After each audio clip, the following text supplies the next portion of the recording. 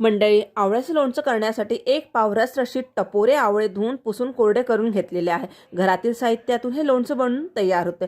चव इतकी भारी की सुटलं ना तोंडाला पाणी. खरं सांगू का, वर्षभरासाठी केलेलं लोणचं चक्क 15 दिवसात संपून जाईल. आवळ्यावर रेषा आहे तिथे सुरी घालून फोडी काढून घेऊ. मसाला तयार करू. 200 ग्राम मोहरीची डाळ, 1 चमचा हळद, 2.5 चमचा मीठ, 3 चमचे तिखट चमच्याच्या मदतीने व्यवस्थित मिक्स करून घेऊ. त्यात आवळ्याच्या फोडी घालून पुन्हा मिक्स करून घेऊ. 200 ग्राम तेल छान कडकडीत गरम करू. गॅस बंद करून त्यामध्ये अर्धा चमचा मेथीदाणा, 1 चमचा बडीशेप व हिंग घालून फोडणी संपूर्णपणे गार करून लोणच्यावरती घालू. गरम फोडणी चुकून सुद्धा आपल्याला घालायची नाहीये व सगळा मसाला व आवळ्याच्या फोडी व्यवस्थित मिक्स करून घेऊ. खरं सांगू का, लोणचं इतकं चटपटीत होतं की लोणचं मुरण्याआधीच केव्हा संपतं कळत सुद्धा नाही आणि पुन्हा करावं लागतं. लोणच्याची संपूर्ण रेसिपी व टिप्ससह तुम्हाला YouTubeवर पाहायला मिळेल. तुम्ही नक्की बघा. चटपटीत लोणचं स्वतः पण खा आणि घरच्यांना पण